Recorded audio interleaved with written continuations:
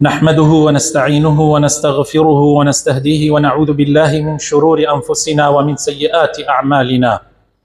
من يهده الله فلا مضل له ومن يضلل فلا هادي له، وأشهد أن لا إله إلا الله وحده لا شريك له، وأشهد أن محمدا عبده ورسوله. يا أيها الذين آمنوا اتقوا الله حق تقاته ولا تموتن إلا وأنتم مسلمون. برابر رزقان باشترين كلامي خواهي پروردگارك لقرآن پیروزا أي فرميو باشترين ريباز محمد مختار صلى الله عليه وسلم، وخرابترين ريباز أو ريباز وريچكانانيا كا بيچواني ريبازكي پیغمبر صلى الله عليه وسلم. هر لادانو پیچوان بونك بو أو ريباز مباركة نقبتي وسر ليشيوان بو مروفكان أهيني لجياني دنيا وقرب سري ورورشي وآقري جهنمشي لدوايا للروجي قيامتا. خوا پناي همو لا يكمن بدا. إما دار خوشي سكانم برا عزيزة كانم خوشك بالرزكان. أمرو يكم روجي مانجي ذي الحجة، مانجي حاجيان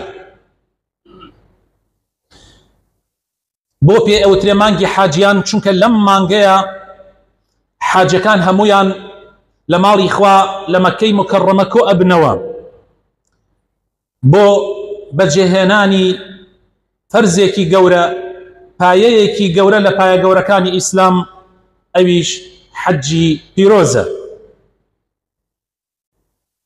لروجي هشتي أمان قوة حاجة خوشوي سكان من إتر إحرام أبسن وخويان آمادأكن وأرونا مينا شوكي وببيانيكيا بيشيني ورو خويان أجيننا عرفات روجي نوي ذي الحجة دوايني ورو إتر روجا قورا كدسي في إكا عرفات كقورترين مزنترين بايكاني حجة ألو كاتيا أنجام أدري حتى وكو مغرب، يعني لن دويني وروح حتى وكو مغرب. عشان حاجة كان دينا خواروا دواي مغرب بو مزدلفة وشولة مزدلفة أمن نوو دواي أوا دين وبو مناو نوجي بياني لمناء كانوا إتر دواي نوجي بياني أرون بو رجمي جمرات كروجي ججني قربان روجي رجم كردني شيطاني قورية جمري عقبة. إتر دواي أوا حاجة كان هنديك كاري تر أنجام دنو إتر حج كوتاي بيدي أمي كبي أوتري نوميني حاجيان يان بي أوتري مانجي حاجيان بعربي ذي الحجة بكردي خومان بي ألين مانجي حاجيان نو روجي يكمي لناو كردواري خومانا زور باو بي ألين نوميني حاجيان أيدينا خوي در روجي زور مبارك حاجة كان أو كار قورو بيروزاني تي أنجام أدن كبيغمر أفرمي صلى الله عليه وسلم هر كسي أجر خوا بوي بكا حجيكي جوان وريكوبيك أنجام بدا قناحي تيانكاو توبيكي راستقي نبكا وك أوايا تازل دايك بوبي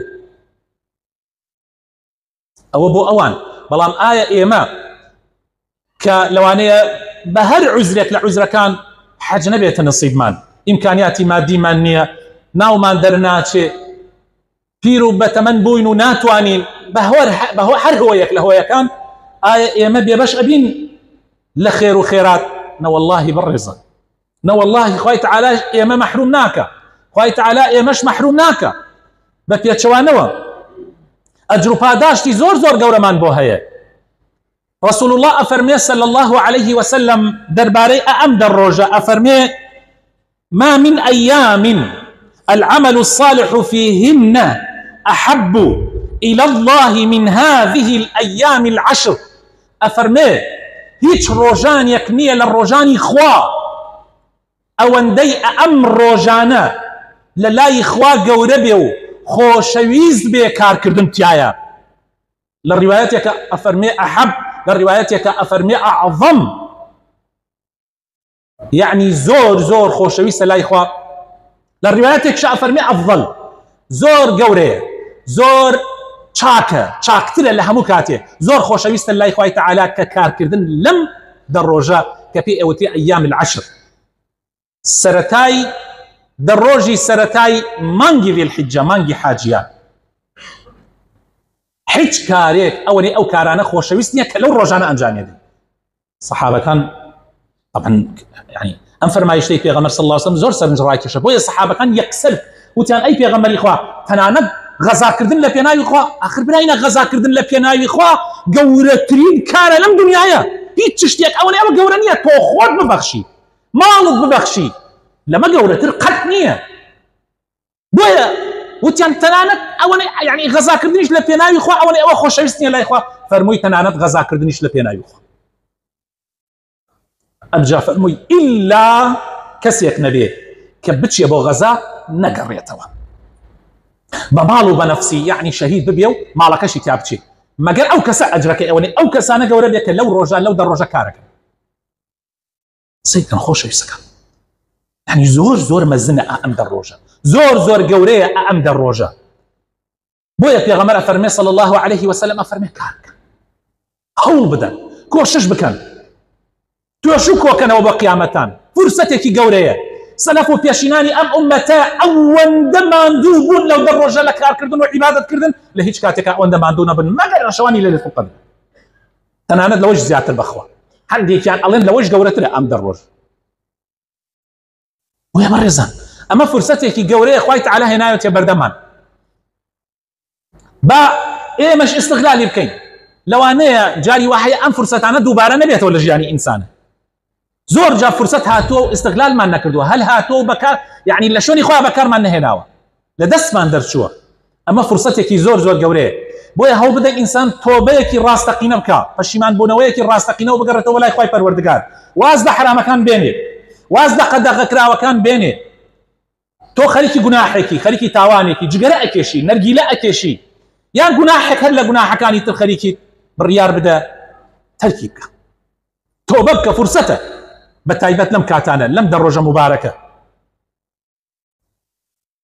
هەوڵ بدە فەرزەکان قایمتر بگرە، بە تایبەتی پێنج فەرزەی نوێژەکانت، نوێژی جمعە پێنج فەرزەکان زۆر بە قایمی بیگرە، هەوڵ بدە لە حتا بۆ تەکرێت لە جەماعەتی مزگەوتە بەشدار بە، ئەگەریش بۆت نەکرا لە ماڵەوە لە دائیرەکەتە لە هەر شوێنێکە جەماعەت ئەنجام بدە.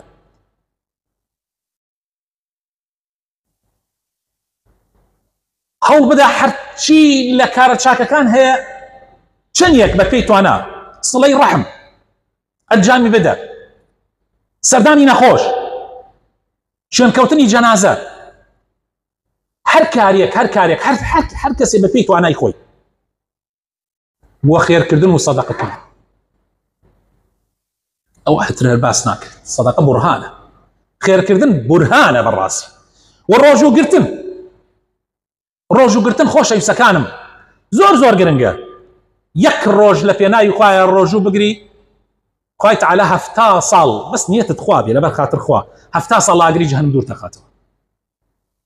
یعنی فرسەتێکی زۆر گەورەیە. و بە تایبەت ڕۆژی نۆیەمی کە پێغەمبەری خوا صلی الله علیه و سلم ئەفەرمێ ئەبێتە هۆی کەفارەتی گوناحی ساڵێ پێش و ساڵێ دوایەوە. بەڵام ئەم ڕۆژانش لە دەست مەدەن. ذکرکردن خۆشەویستەکانم، یادکردنی خوای پەروەردگار، هەموو جۆرە ذکرەکان، الله ئەکبەر، سبحان الله، الحمد لله، ولا إله إلا الله، صلوات بەسەر پێغەمبەری خۆشەویستمان صلی الله عليه وسلم، زۆر صلوات بدەن. و ئەو تەکبیراتانەی کە سەلەف و پێشینان کردویانە، سەحابەی بەڕێز، ئیمامی بوخاری لە صحیحەکە ئەیگەڕێتەوە ئەفەرمێ سەحابە هەبوون هەر لە ئەوەڵ ڕۆژەکانی یعنی حاجیان و مانگی حاجیان یعنی لە ئەمڕۆوە تایبەت ئەڕۆین بەناو بازاڕە ئەم ذکرەیانە کرد، ئەهاتون ئاچن لەبەر خۆیان و الله ئەکبەر الله ئەکبەر الله ئەکبەر لا إله إلا الله الله أكبر الله أكبر ولله الحمد. دين وهاتون أچون هەر لەبەرەوەی ئەم ذکرانە لەبەرەوەی ناوی خوا بکەوێتە بیری خەڵکی و بە گەورەی بمێنێ لە ناو خەڵکە. هەر دەڕۆژەکە و هەروەها لە صحیحە هاتووە لە پاش نوێژەکان لە ڕۆژی نۆیەم و ڕۆژی نۆیەمی بەیانەکەیەوە لە پاش هەموو نوێژە فەرزەکان حتا آخر ڕۆژی جەژن ئێوارەی جەژن ئەم زکرە بە گەرموگوڕی کراوە لە ناوی پێشینانەوە لە ناوی سەحابەکانی پێغەمبەر صلی الله عليه وسلم. زکرەکان ئەتوانین بڵێن دوو بەشە، بەشێکی مطلقە هەر لە ئەوەڵ ڕۆژی دەڕۆژەکەەوە دەستی پێەکە و بەشێکیشی پێ ئەوترێ مقەیەد کە لە دوای نوێژە فەرزەکانە ئەویش 5 ڕۆژە، ڕۆژی نۆمینێ حاجیان نۆیەم ڕۆژەکە و دەیەم و 11 12 13. ئەمانە زۆر گرنگن لە دەستی خۆتانی مەدەن خۆشەویستەکان. فرسەتێکە ئەم ژیانەیشە فرسەتە، هەموو ڕۆژێ خوای تەعالا ئەم فرسەتانە نایەنێتە بەردەستمان و ئێمە استغلالی بکەین و بەکاری بێنین. بۆیە داواکارم لە خوای پەروەردگار بۆ خاتن ناوە جوانەکانی خۆی حەجی حاجیانمان قبول بکە، ڕەحم بە ئێمەش بکە، تاعەت و عیبادەتەکانمان لێ قبول بکە. یا ڕەبی خوایە گورج و گۆڵێکمان تێ بخەیتەوە ئەم دەڕۆژە بەڕێک و پێکی بە چاکی بەو شێوەی کە خۆت ئەتەوێ استغلالی بکەین لە تاعەت و عیبادەتە، لە بەجێهێنانی فەرزەکانە، لە کردنی سنەتی زیاترە.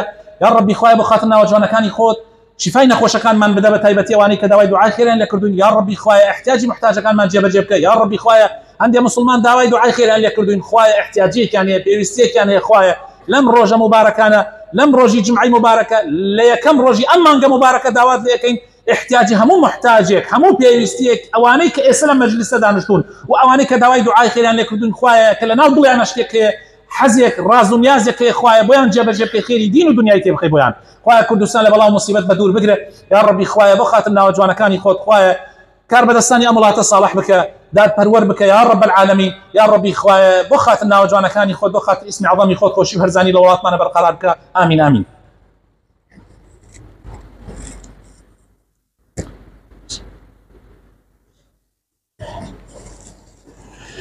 آمين آمين. الحمد لله رب العالمين، والصلاة والسلام على رسول الله الأمين وعلى آله وصحابته أجمعين. يا أيها الذين آمنوا اتقوا الله ولتنظر نفس ما قدمت لغد واتقوا الله إن الله خبير بما تعملون. إما داراني خوشويس مسلمان والرزكان خوشويسكانم يكي لو كار زور مباركانا ك للروجي ججن ودسي في أكا لما انقى بيروزا حتى وكو آخر روجي ججن شوار روجكا قرباني كردنا لبينا يخوا، قرباني كردن سنتي في غمر إبراهيم، سنتي في غمر محمد صلى الله عليه وسلم.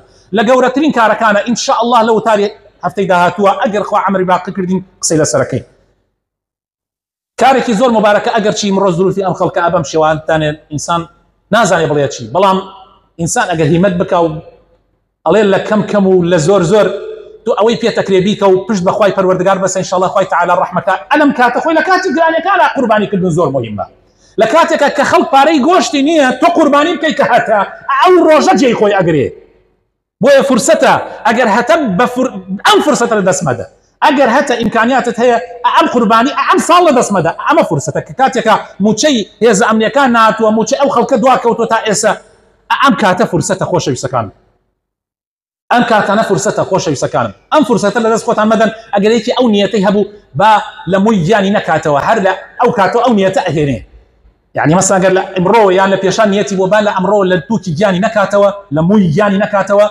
نلا الريشي نلا سري نلا هموي موياني وهروهاني نوتي شي نقلي اگر لم رجعناش او نيتك بود دروزبو هر اتواني لو كاتوا اما شتيكي تشاكا اگر بيكي اما تاثير لقربانك ايش ناكا والله ما اگر بيكي خير زعتر الدسكري اگر امش نكري كوتو هر قربانك درسته الى قبه قرباني ونيه اما يعني اما اگر بيكي خير زعتر الدسكري اگر نيكي بهوي عذرك وعذرك هي وان شاء الله خوي تعالى لدلان ازاني